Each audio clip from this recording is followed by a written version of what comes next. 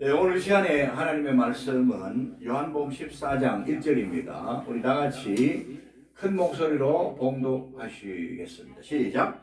너희는 마음에 근심하지 말라. 하나님을 믿으니 또 나를 믿어라. 아멘.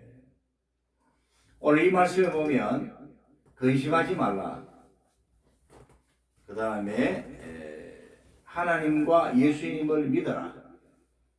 그렇게 말씀하고 있습니다. 내용을 두 가지로 딱 정리하면 근심하지 말라. 예. 그러나 하나님을 믿고 예수님을 믿어라. 예. 우리가 이 근심을 생각할 때 여러분 근심의 종류들이 많습니다. 첫째는요, 인류의 모든 사람들이 가진 보편적 근심이 있습니다. 보편적 근심. 일반적 근심이라고 할 수 있겠죠. 태어나서 그리고 자라고 그리고 살아가면서 가지게 되고 겪게 되는 근심이죠. 특별히 또 사람들은 질병에 대한 근심 혹은 또 여러분 죽음에 대한 근심, 불안 이런 게 다 있잖아요. 모든 사람들이 가진 이런 근심을 우리가 보편적 근심 혹은 일반적 근심이라고 말합니다. 두 번째는요, 상황적 근심이 있어요. 상황적 근심. 상황적 근심이라는 것은 살아가면서 삶 속에서 이제 겪게 되거나 부닥치게 되는 그런 근심거리들이죠. 그런 염려거리들이죠. 그래서 이제 우리의 삶의 그 상황 속에서 갑자기 일어나는 그런 일들이 있잖아요. 사건도 있을 수 있고 또 문제도 있을 수 있고 거기에 대해서 이제 사람들이 근심을 하게 되는 거죠. 또 자기가 꼭 이루어야 할 일, 성취해야 할 목적에 대한 근심, 염려가 있죠. 이런 근심들을 제가 볼 때 상황적 근심이라, 상황이 그렇게 된 거야. 살아가다 보면 상황 속에서 그런 시츄에이션 속에서 겪게 되는, 가지게 되는 근심입니다. 그 다음 이제 세 번째 종류는요, 심리적 근심입니다. 정신적 차원이죠. 심리적 근심.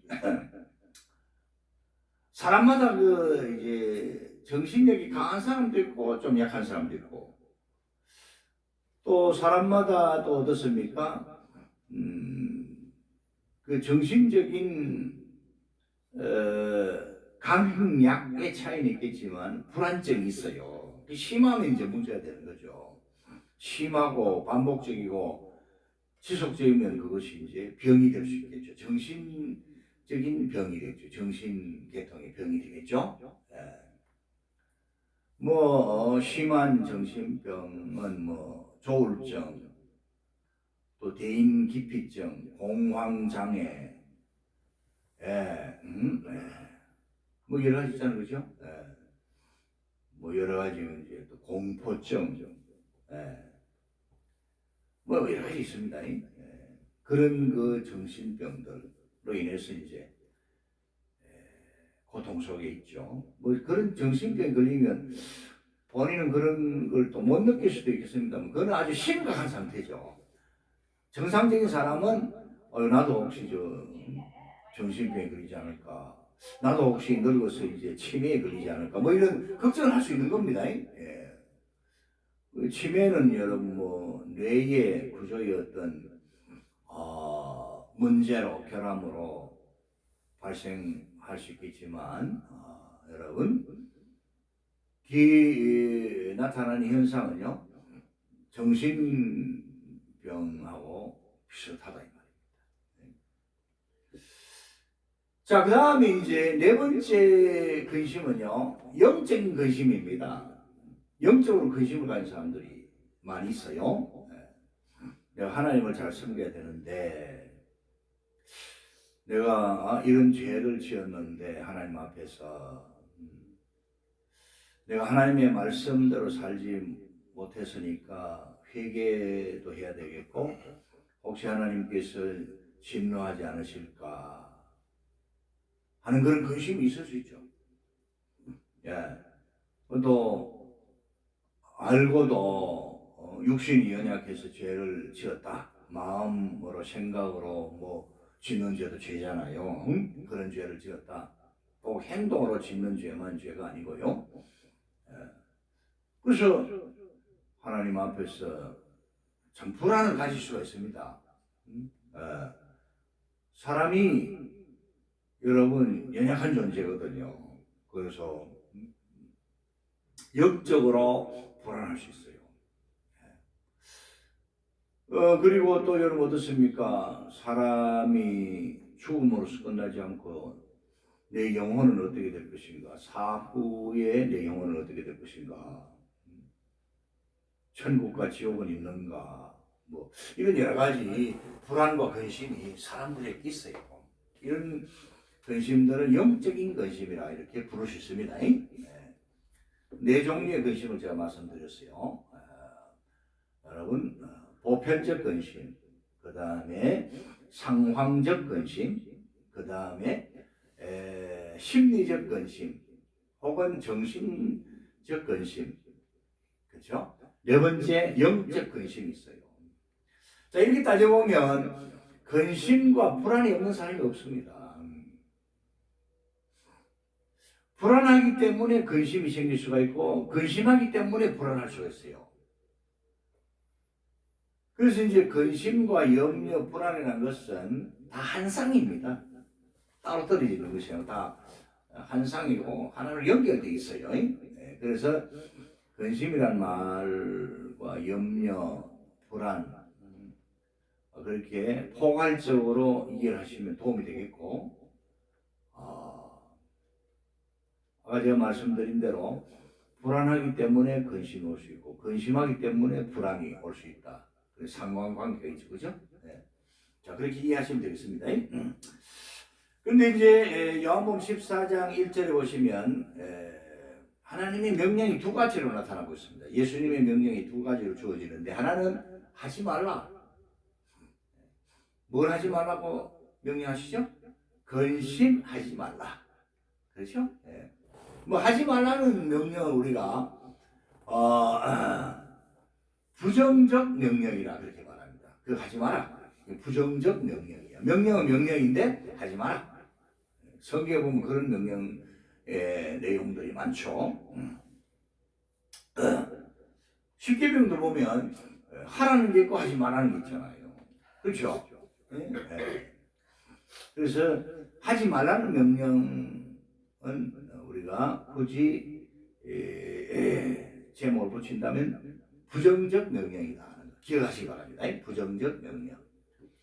그다음 두 번째로 긍정적 명령이 있습니다. 하라는 거죠. 그게 뭐죠? 믿으라는 겁니다. 누구를 믿으라는 겁니까? 사람을 믿어라? 아닙니다. 권력을 믿어라? 아니에요. 돈을 믿어라? 아니에요. 자신의 지식을 믿어라? 아닙니다. 누구예요? 누구를 믿으라고요? 하나님과 예수님을 믿어라. 그 명령입니다. 성경에 도울 힘이 없는 인생을 의지하지 말라 그랬어요. 우리는 오직 하나님만을 믿고 의지해야 됩니다. 하나님만을 믿고 의지하고 하나님만 의뢰하면 하나님께서 책임을 져주시는 거죠. 하나님은 전지전능하시고 하나님은 불변하시고 하나님의 사랑과 은혜는 무한하시기 때문에 우리가 신뢰하고 믿을 분은 하나님밖에 없죠. 하나님밖에 없다. 그렇게 말씀드립니다. 성경 66권이 다 하나님의 말씀이고 중요한 말씀이지만은 특별히 이제 요한복음 14장 말씀이 또 중요합니다. 자, 우리가 이걸 한번 정해봅시다. 여기 이제 1절에 근심하지 말라. 그리고 그리고 이제 하나님을 믿어라. 이렇게 이제 명령을 우리에게 내리셨는데, 지금도 주님 우리에게 명령하시는데, 예? 그러면 근심하지 말아야 할 근거가 뭐냐 이게? 예? 아니 하나님께서, 예수님께서 우리가 근심하지 말고, 사람은 다 부족하고 어려움이 있고 근심거리, 염려거리가 발생하고 불안이 있는데 어떤 대안이 있나 이거죠. 대안. 하나님께서, 예수님께서 우리에게 주시는 그 해결책이 있나 이거죠. 있으신가 이거죠. 있다 이거죠. 성경을 보면, 요한복음 14장을 보면, 자, 첫째로요, 우리가 생각할 것은, 사람들은 여러분 어떻습니까? 가장 기본적인 근심이 여러분 의식주 문제입니다. 의식주. 의식주가 뭡니까 여러분? 의복, 먹을 것들, 그 다음에 주택, 그렇죠? 3요소. 이게 이제 우리 사람들의 생활의 기본 요소들입니다. 뭐 옷을 입어야 될 거 아닙니까? 옷도 한 벌 가지고 안 되잖아요, 그죠? 그리고 음식도 먹어야 되고, 그죠? 마시고. 집이 있어요, 집이 있어요. 추운데 어디서 뭐 바깥에서 지낼 수 없잖아요. 집이 있어야 되잖아요. 의식주가 기본이다. 의복, clothes, 의복, clothes 영어로. 음식, food, 알겠어요? 집, 주택, 거주지, housing, 알겠어요? 이 3요소 있어야 되는 거야. 이게 기본적으로 해결되면 사람은 어쨌든 살 수 있잖아요. 살아갈 수 있잖아요. 자, 그래서 이제 우리가 그 요한복음 14장 2절에서요, 6절까지 보시면 예수님이 그 제자들에게 이런 말씀하셨어요. 내가 너희를 위하여 거처를 예비하러 간다 그랬어요. 예수님 떠나신다는 말씀이죠. 제자들을 떠나신다는 말씀이죠. 제자들이 걱정한 거죠. 주님 같이 계셔야 되는데 우리를 떠나신다니.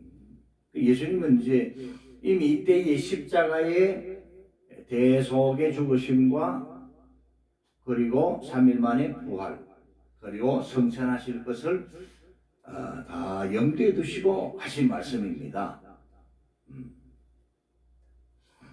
내가 너희를 위하여 거처를 예비하러 간다.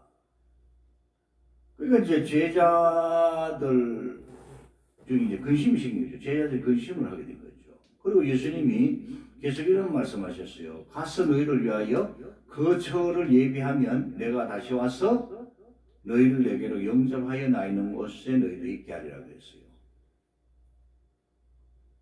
이제 그러니까 이제 도마가 그 당시 12제자들 중에 의심이 많았고 질문을 많이 했던 제자가 있었죠. 그가 도마죠, 도마. 그렇죠? 네. 도마의 그 별명이 디두모예요, 디두모. 디두모라는 것은 쌍둥이라는 뜻도 있고요, 이중적이나 그런 뜻도 있어요. 진짜 쌍둥이였는지는 모르겠고, 네? 확실한 것은 도마가 어떻습니까? 이중적이에요, 항상. 의심도 많고, 그 다음에 또 믿음 고백도 잘하고, 의심과 믿음 왔다 갔다 하고, 예? 불안과 평안, 예. 뭐 이런 게 많았어요. 지금 질문이 많았더니 질문이. 근데 예수님은 그 질문을 통해서 진리를 또 대답해 주셨어요. 5절에 보시면 도마가 이르되 주여 주께서 어디로 가십니까? 우리가 알지 못합니다. 주님 어디로 가시는지도 모르는데, 그런 얘기죠, 그죠? 굉장히 근심이 포함되어 포함된 그런 질문이었습니다. 그때 우리 예수님이 여러분 6절을 보시면 이렇게 대답하셨죠. 내가 곧 길이요 진리요 생명이니 나로 말미암지 않고는 아버지께로 올 자가 없느니라. 예수님의 이 진리 선포는요, 도마의 질문에 따른 대답이었어요. 1차적으로. 그러니까 우리가 질문을 해야 됩니다. 주님께. 알겠어요? 내가 근심이 많습니다. 내가 이런 질문이 있습니다. 이런 어려움이 있습니다. 주님께 말씀드려야 돼요. 그래야 답을 얻을 수 있습니다. 여러분. 해결책을 받을 수가 있어요. 은혜를 받을 수가 있어요. 그런 면에서 도마의 그 쓰임이 있었죠. 도마의 질문을 통해서 주님이, 도마의 의심을 통해서 주님이 이렇게 말이죠. 진리를 더욱 명확하게 대답하셨고 설명하신 경우들이 있다 이거죠.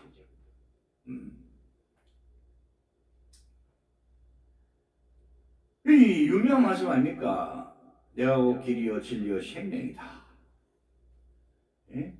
예수님만이 유일하신 참된 길, 영생의 길, 예수님만이 참된 진리, 예수님만이 영생의 주인. 그를 믿는 자들에게, 그를 믿는 자들은 예수 그리스도 안에 들어가는 자들인데, 예수 그리스도 안에 있는 자들에게 이 영생을 공유하게 해주시는 생명의 주인, 그분이 예수님입니다. 예수를 믿으면 구원받는다는 말씀이 여기 있는 거죠. 예수를 믿으면 예수님이 우리를 위해서 예비해 주신 하늘나라 거처에 들어갈 수 있는 거죠. 이 거처가 헬라어로 모나이입니다.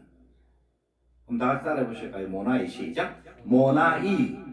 모나미가 아닙니다. 모나미 볼펜이 아닙니다. 알겠어요? 모나이. 모나이는 거처로 이제 이렇게 번역이 되어 있는데, 이 모나이는 두 가지 뜻이 있어요. 하나는요, 저택, 맨션. 영원히 살아도 실증나지 않고 불편함을 못 느끼고, 부족함이 없고, 취하지 않는 그런 장소적 의미, 하우징, 거처의 의미를 주시는 거야. 보여주시는 거예요. 놀라운 말씀이죠? 그리고 두 번째로 이 모나이는요, resting place, 안식처라는 의미가 또 있어요. 안식처.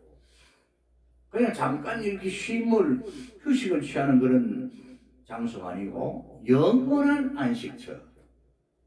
이 결국은 천국이에요. 천국을 하나님 우리 주님이 예비하시고 천국에 우리가 살 거처 집들을 마련해 주신다는 얘기이기 때문에 영적이면서 장소적인 의미를 갖고 있는 거예요. 자, 그래서 이 땅에서 여러분 어떻습니까? 의식주 문제로 고민하고 걱정하는 사람들 많잖아요. 응? 네. 뭘 입고 살까? 뭘 먹고 살까? 전세, 월세 사니 내 집이 있어야 되는데, 뭐 전세, 월세도 없이, 여러분 어려움 당하는 분들도 있을 수 있잖아요. 그러니까 이제 이런 걱정이 있다 이 말이에요, 우리에게. 그런 걱정을 하는 우리에게 너희는 마음에 근심하지 말라. 하나님을 믿으니 또 나를 믿어라. 예수님을 믿고 하나님만을 믿고 섬기면 영원한 거처, 처소를 주님이 우리를 위해서 마련해 주신다는 겁니다, 여러분. 거지 나사로 알죠? 거지 나사로는 여러분 평생 부잣집 대문간에서 부자가 먹다가 버리는 음식 부스러기 주워 먹고 살았습니다. 그런데 세월이 흘러서 거지 나사로가 죽었어요. 거지 나사로가 죽었으니까 둘째 아들 이리 보세요. 졸지 마시고. 뭐 사람들이 여러분 어떻습니까? 안 그래도 눈에 가시였는데 여러분 어떻겠어요?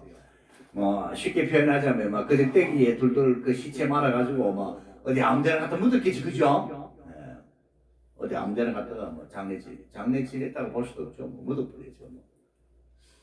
근데 그 나사로의 영혼은 아브라함의 품에 안겼다 그랬어요. 이 아브라함 품은 천국이죠.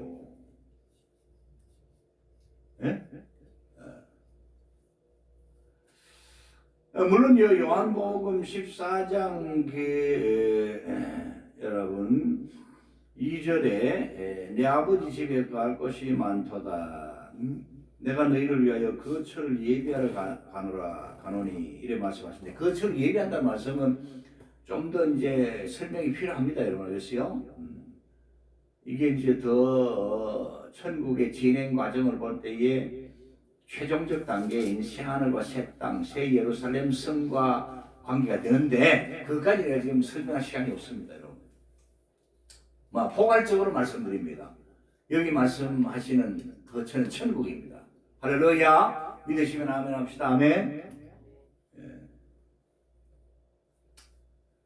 그 나사로는 이 세상에 여러분 집 한 칸 없이 살았잖아요. 가족도 없었던 것 같아요. 그 온몸에 헌데투성이가 발생해서 동네 개들이 와서 그 헌데를 핥았다 이래 말씀하잖아요. 동네 개들이 와서 그 헌데를 핥더라. 예? 옷도 두 벌 있었겠습니까? 늘 거지 복장 그 옷을 입고요. 부자의 산에서 떨어지는 버리는 음식 주워 먹고 배탈도 나고 그렇게 했을 수도 있겠죠, 그죠? 이 거지 나사로는 여러분 어떻게 보면요, 이 세상에 살아가는 하나님을 믿고 예수님을 믿고 섬기는 사람들 중에 가장 가난한 사람을 대표한다 이래 볼 수 있어요. 그런 나사로에게도 천국으로 인도하셨잖아요. 천국. 그 어떤 사람들이 반문합니다. 나사로가 무슨 예수님 믿었다는 그런 기록이 없는데 예수님 믿어야 천국 가는데 그래 반문합니다.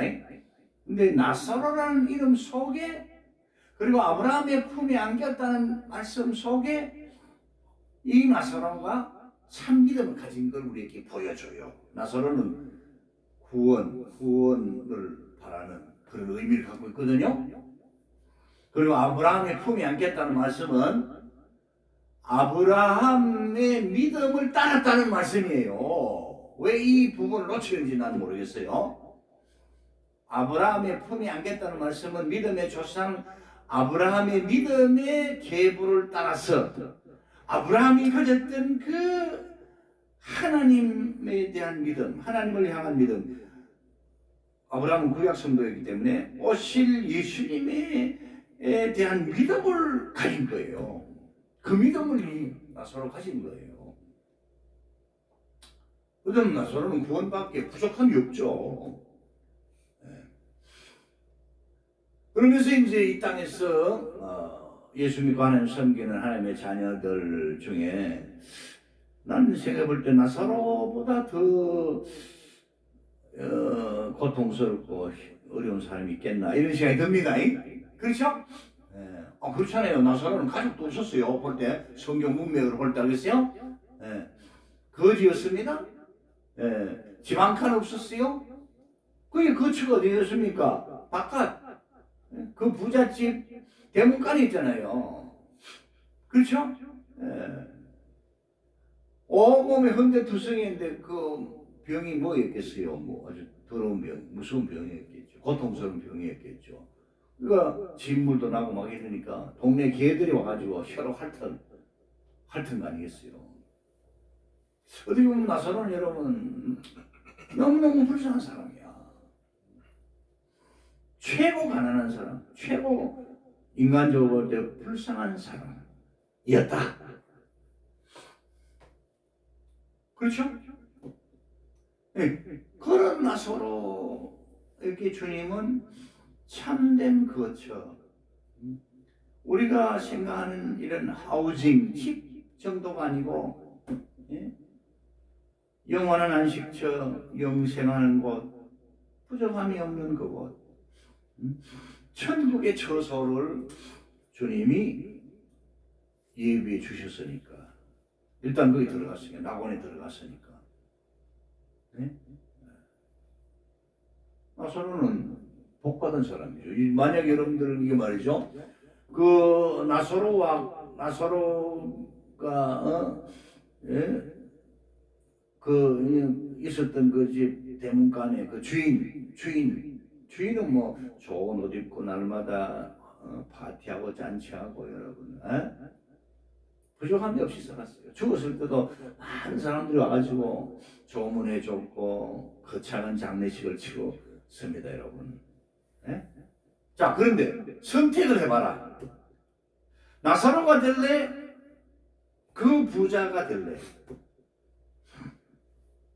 우리는 1번 나사로의 길을 가야 됩니다, 여러분. 할렐루야. 아멘? 아멘이 없습니까? 아멘? 네.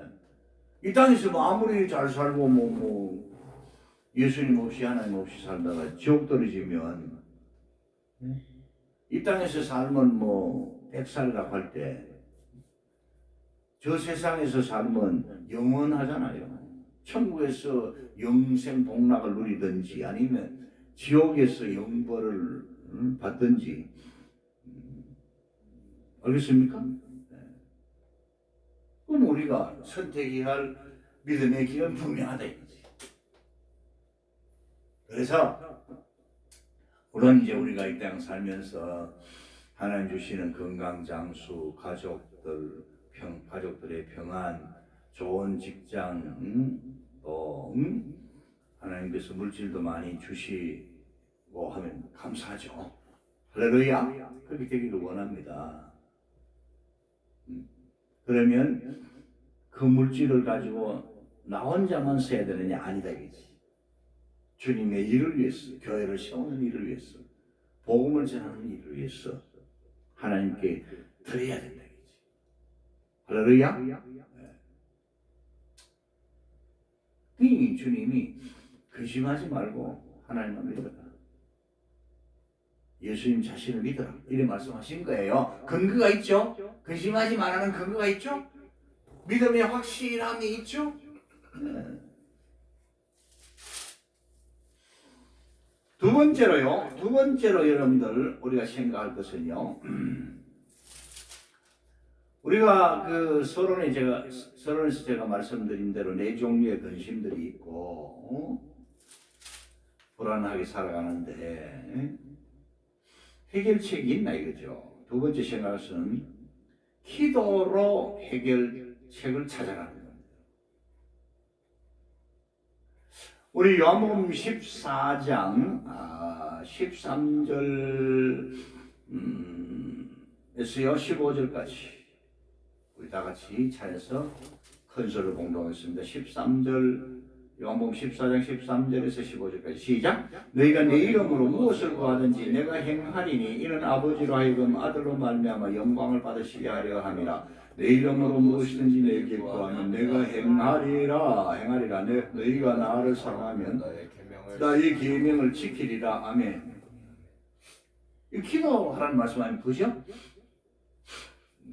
교회 다니는 사람이면 교회 안 다니는 사람도 이 부분, 이 말씀을 읽고 들으면 이거는 구하라는 거니까 기도하라는 거 같네요. 기도하라는 말씀이네요. 알 수 있죠, 그죠? 근데 그 앞에 쭉 연결해서 이제 문맥적으로 해석을 해보면 이 말씀을 누가 하셨느냐? 예수님이 하셨어요. 예수께서 이르시되 연결하면요. 몇 절들을 뛰어넘어서 연결하면 너희가 내 이름으로는 예수님의 이름이야. 할렐루야. 누구 이름으로? 예수님의 이름으로 무엇을 구하든지 그랬어요. 무엇을 구하든지. 무엇이라는 것은 everything, 모든 일들이야.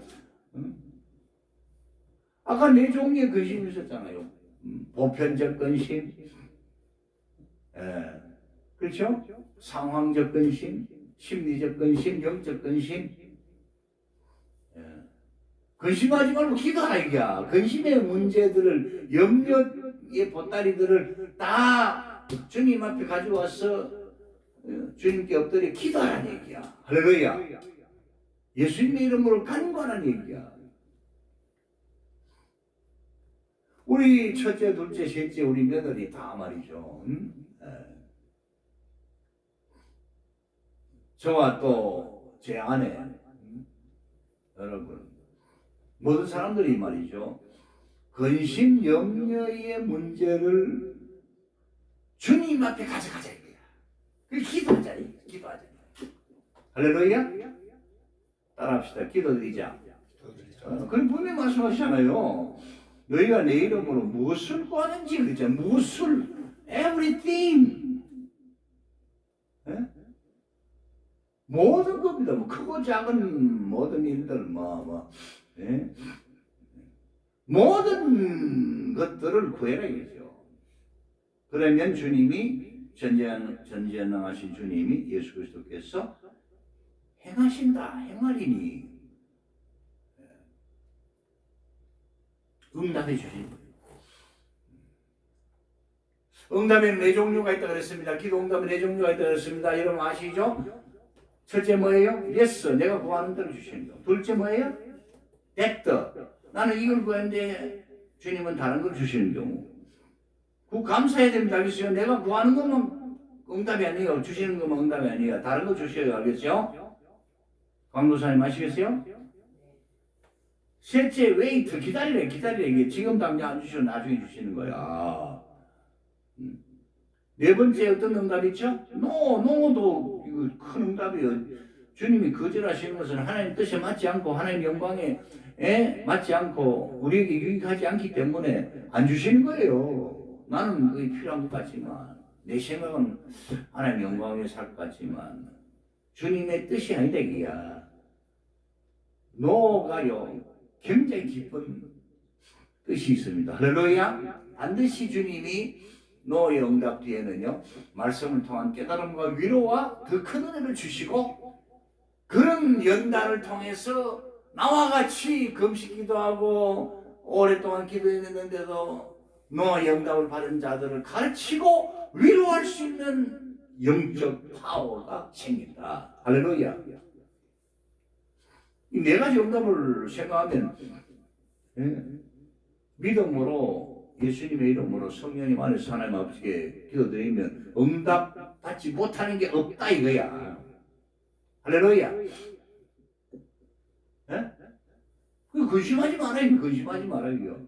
근심거리 가지 말아요. 안 되면 안 되면 할 수 없는 거지만 안 되면 그거 하는 뜻이 아닌 줄 알고 어떻습니까? 다른 길을 하나님 또 열어주시잖아. 그렇죠? 나는 이걸 구했는데 하나님 됐다 저걸 주시잖아요. 그럼 그거 감사하고 하나님 뜻대로 살아가는 것이 믿음의 승리자야. 할렐루야. 다리 꼭 앉으신 분 바로 자세로 하시고요. 예?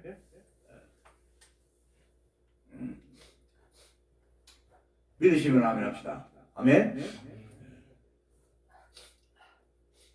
그러니까 내 뜻대로 살라 그러지 말고 하나님 뜻을 구해야 되는 거예요. 그럼 하나님께서 영광 받으시고 다 유익하게 하시고 장차 주님 앞에 섰을 때도 칭찬받을 줄로 믿습니다. 내가 하나님 뜻대로 한다고 했으니까 내가 부족하지만 주님이 위로해 주실 거 아니에요. 다른 더 좋은 걸 주실 거 아니에요. 더 합당한 거 주실 거란 말이에요. 할렐루야. 내 고집 피우지 말자 이거지. 웨이트란 말 대답도 응답도 귀하게 생각해야 됩니다. 당장 이렇게 우리는 당장 이랬잖아요. 당장 지금 막 이렇게 하는데 우리 하나님 아버지는 어떻습니까? 영원히 자존하시는 분이기 때문에 하나님께는 천년이 하루 같고 하루가 천년 같아. 우리는 이 땅에서의 90년, 100년의 삶만 생각하지만 주님은 천국에서의 삶까지 영원한 삶을 우리에게 주신다 이 말이야.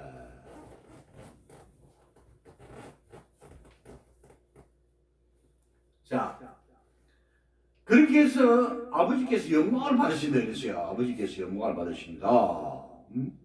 아들로 말미암아 영광을 받으시게 하려 함이라. 우리가 뭐 하나님께 영광 올려드립니다. 할렐루야 한다고 해서 하나님 영광 받으시는 게 아니고, 하나님의 말씀대로 우리가 살고, 하나님 주신 그 기도 응답대로 감사하고 하나님께 충성하고 헌신하며 살아가는 것이 하나님께 영광 올려드리는 거다 이 말이요.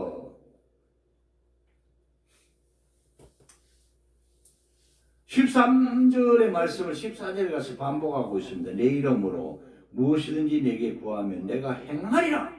예수님의 약속이고 명령이잖아요. 우리 예수님 믿는다 그러잖아요. 예수님이 제자라 그러잖아요. 예수님 모시고 산다 그러면서 뭐 예수님 말씀도 우리가 안 믿고 그러면 그건 믿는 게 아니죠. 그건 가짜죠, 가짜.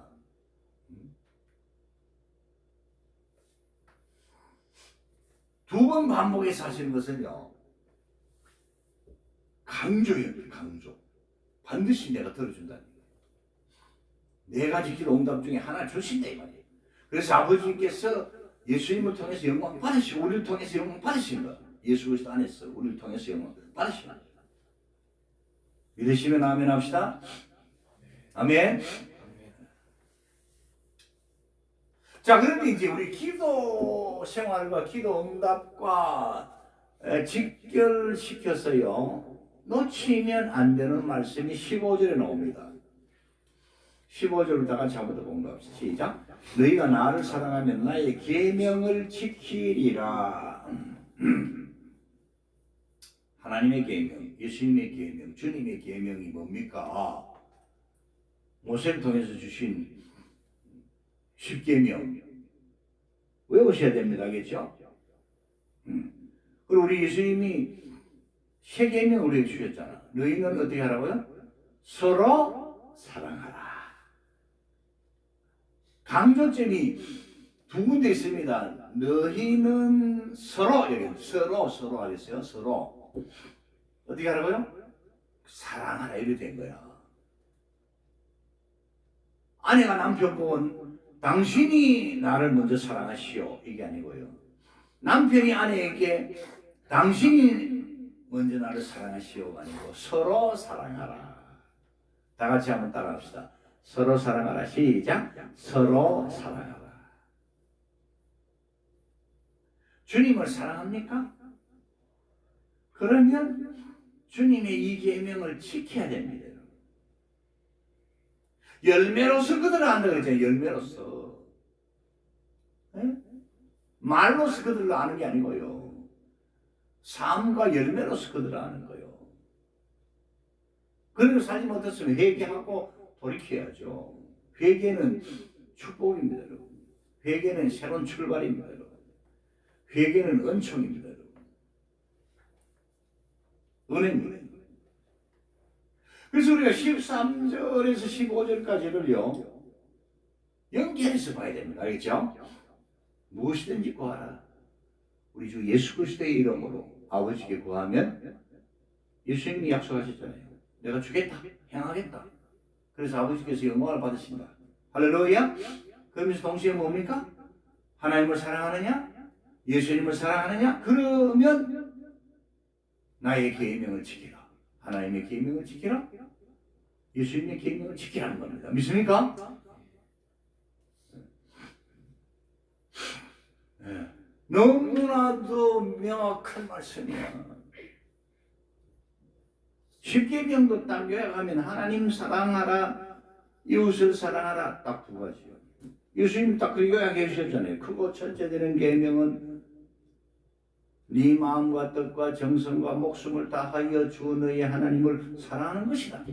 둘째는 이것이니 내 이웃을 내 몸과 같이 사랑하는 것이다. 할렐루야. 그걸 하나 딱 한 단어로 요약하면 사랑이지. 그 사랑은 에로스 사랑이 아니고 아가페 사랑, 하나님의 사랑. 하나님이 주시는 사랑을 우리가 먼저 많이 받아야 돼. 그 사랑 안에서 우리가 하나님을 사랑하고 이웃을 사랑하는 거야.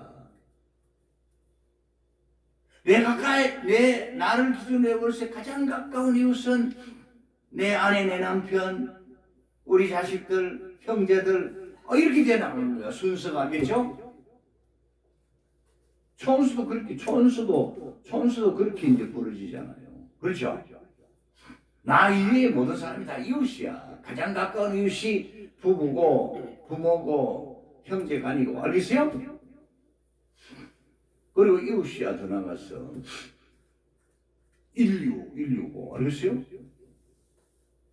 이 사랑의 원리, 이 사랑의 기초, 이 사랑의 참된 사랑은 하나님 사랑이에요. 하나님 사랑. 하나님 아가페 사랑이에요. 아가페 사랑. 그러면 우리 기도에 모든 근심, 걱정, 염려, 불안을 다 가져와서 예수님의 이름으로 아버지께 아뢰야 되죠. 우리 소원도 아뢰고. 할렐루야. 기도할 게 얼마나 많아요. 국가를 위해서도 기도하고, 민족을 위해서도 기도하고, 세계 선교, 민족의 복음을 위해서 기도하고, 교회들을 위해서 기도하고, 너무 많죠. 부모를 위해서 기도하고, 형제들을 위해서 기도하고, 자신을 위해서 기도하고. 할렐루야. 무엇이든지 구하라 그랬잖아요. 예수님. 무엇이든지라는 말씀 속에 다 들어가니까 다 들어가는 거야.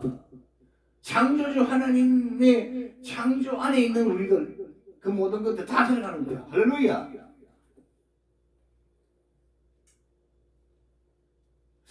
마지막 세 번째로, 그러면 요한복음 14장 1절이 그 14장만에서 우리가 본다 할 때에 서론입니다. 시작 머릿글입니다. 머릿말인데, 너희는 뭐라 그랬어요? 마음에 근심하지 말라. 근심, 불안, 염려는 다 마음에서 시작되거든요. 그게 우리 몸을 제어하고 우리 영혼을 상하게 하잖아요. 우리의 삶에 엄청난 영향을 미치잖아요. 마음에서 나온 이 근심이. 알겠어요? 생각이. 알겠어요? 그래서 너희는 마음에 근심하지 말라. 하나님을 믿으니 또 나를 믿어라. 세 번째, 근심하지 말고 하나님과 우리 예수님을 믿기만 하면 된다. 그 비결이 어디 되느냐? 성령님 안에 있다 이거야.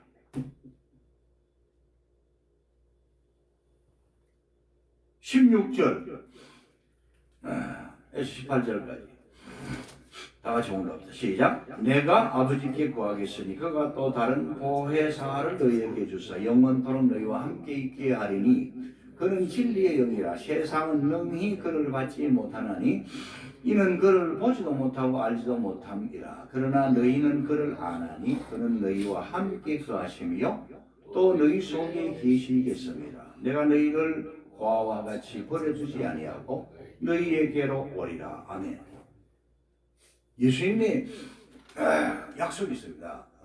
우리 성경을 이렇게 다 연결해서 이렇게 보면 예수님이 이렇게 말씀하셨죠. 제자들에게 내가 아버지께 가면, 성천에서 아버지께 가면, 아시겠어요? 십자가에서 구원을 다 이루시고 부활하시고 성천하셔서 아버지께 가면 아버지께 말씀드려서 누굴 보내주겠다고요? 보혜사 성령님을 보내주겠다 이렇게 말씀하셨잖아. 이 약속이고, 약속인데 약속. 알겠죠? 그 오순절 성령 강의도 성령님 임재하셨잖아요. 뭐 구약시대도 성령님 임재하셨습니다만 오순절 성령 강림의 역사를 통해서 이제 본격적으로 성령님의 시대,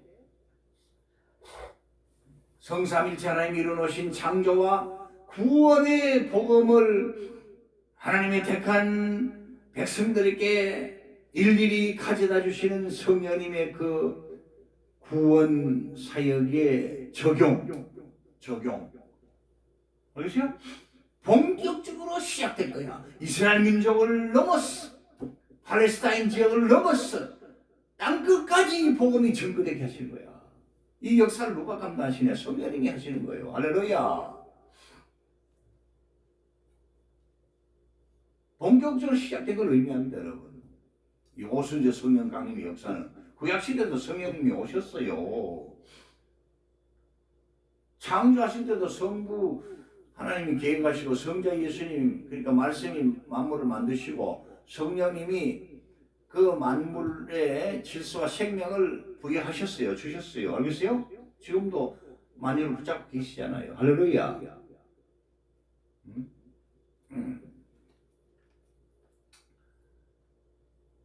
그래서 이제 이 성령님이 하나님 아버지의 택하신 자들인 저와 여러분들에게 오셔서 우리의 영혼을 거듭나게 하셔가지고 믿음을 주셔가지고 예수님을 나의 구원주로 나의 주님으로 주인으로 믿고 영접하게 하셨고 하나님의 아들들과 딸들이 되게 하셨잖아. 할렐루야.